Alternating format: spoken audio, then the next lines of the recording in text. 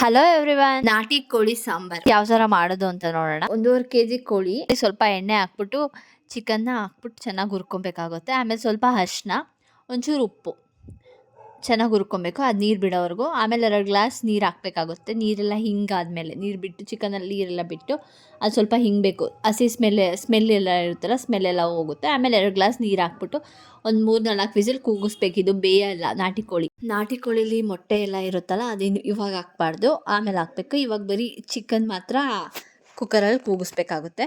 ಇವಾಗ ಸಾಂಬಾರಿಗೆ ಮಸಾಲೆ ಯಾವ ಥರ ಮಾಡೋದು ಅಂತ ನೋಡೋಣ. ಒಂದು ಪ್ಯಾನಲ್ಲಿ ಸ್ವಲ್ಪ ಎಣ್ಣೆ, ಸ್ವಲ್ಪ ಒಣಮೆಣ್ಸಿನ್ಕಾಯಿ, ಆಮೇಲೆ ಬ್ಯಾಡಗೆ ಮೆಣಸಿನ್ಕಾಯಿ, ಒಂಚೂರು ಹುರ್ಗಡ್ಲೆ, ಆಮೇಲೆ ಟೊಮೊಟೊ, ಚಕ್ಕೆ ಲವಂಗ, ಶುಂಠಿ, ಬೆಳ್ಳುಳ್ಳಿ.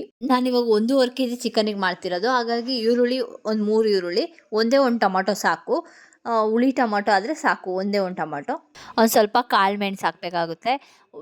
ಮೆಣಸಿನ್ಕಾಯಿ ಹಾಕೋದ್ರಿಂದ ಟೇಸ್ಟ್ ಚೆನ್ನಾಗಿ ಬರುತ್ತೆ. ಒಣಗಿದ ಮೆಣಸಿನ್ಕಾಯಿ ಬೇಡ ಅಂದರೆ ನೀವು ಖಾರದ ಪುಡಿನೂ ಬೇಕಾದ್ರೆ ಹಾಕ್ಕೊಬೋದು. ಆಮೇಲೆ ಸ್ವಲ್ಪ ಧನಿಯಾ ಕಾಳು ಹಾಕ್ಕೊಂಡಿದ್ದೀನಿ, ಚೆನ್ನಾಗಿರುತ್ತೆ ಧನಿಯಾ ಕಾಳು ಹಾಕ್ಕೊಳೋದ್ರಿಂದ. ಧನಿಯಾನು ಪುಡಿ ಹಾಕ್ಕೊಬೋದು, ನಾನು ಧನಿಯಾ ಪುಡಿ ಸ್ವಲ್ಪ ಹಾಕ್ಕೊಂಡು ಧನಿಯಾ ಕಾಳನ್ನು ಒಂದು ಸ್ವಲ್ಪ ಹಾಕ್ಕೊಂಡಿದ್ದೀನಿ. ಮೆಣಸಿನ್ಕಾಯಿ ನಿಮ್ಮ ಖಾರಕ್ಕೆ ಎಷ್ಟು ಬೇಕೋ ಅಷ್ಟು ಹಾಕ್ಕೊಳ್ಳಿ, ಇಲ್ಲಾಂದರೆ ಚಿಲ್ಲಿ ಪೌಡ್ರ್ ಅಂದರೆ ಚಿಲ್ಲಿ ಪೌಡ್ರ್ ಹಾಕ್ಕೊಳ್ಳಿ. ಸ್ವಲ್ಪ ಧನಿಯಾ ಪೌಡ್ರೆಲ್ಲ ಹಾಕ್ಕೊಂಡು ತೆಂಗಿನಕಾಯಿ, ಸ್ವಲ್ಪ ತೆಂಗಿನಕಾಯಿ, ಒಂದು 4-5 ಸ್ಪೂನ್ ತೆಂಗಿನಕಾಯಿ ಇದ್ದರೆ ಸಾಕು. ತಣ್ಣಗಾದ್ಮೇಲೆ ಅಷ್ಟೊಂದು ಮಿಕ್ಸಿಲ್ಲ ಫುಲ್ ನುಣ್ಣಗೆ ಪೇಸ್ಟ್ ಮಾಡ್ಕೊಂಬರ್ಬೇಕಾಗುತ್ತೆ. ಆಮೇಲೆ ಬೇಯಿಸಿಟ್ಕೊಂಡಿರ್ತೀವಲ್ಲ ಚಿಕನು, ಅದನ್ನು ಗ್ಯಾಸ್ ಹಚ್ಬಿಟ್ಟು ಈ ಮಸಾಲೆ ರುಬ್ಬಿರ್ತೀವಲ್ಲ ಅದನ್ನೆಲ್ಲ ಹಾಕಬೇಕಾಗುತ್ತೆ ನೀರೊಳಗೆ. ನಿಮಗೆ ಸಾಂಬಾರು ತೆಳು ಬೇಕಂದರೆ ತೆಳುಗೆ, ಗಟ್ಟಿಗೆ ಬೇಕಂದರೆ ಗಟ್ಟಿಗೆ. ಸ್ವಲ್ಪ ತೆಳುಗಿದ್ರೆ ಚೆನ್ನಾಗಿರುತ್ತೆ. ತುಂಬ ಗಟ್ಟಿಗಿದ್ರೆ ಚಪಾತಿ, ರೋಟಿಗೆ ಇದಕ್ಕೆ ಚೆನ್ನಾಗಿರುತ್ತೆ. ಆದರೆ ಸಾಂಬಾರು ಒಂದು ಸ್ವಲ್ಪ ತೆಳ್ಳಗಿರ್ಬೇಕು. 20 ನಿಮಿಷ ಚೆನ್ನಾಗಿ ಕುದಿಸ್ಬೇಕಾಗುತ್ತೆ ಕಮ್ಮಿ ಉರಿಲಿ.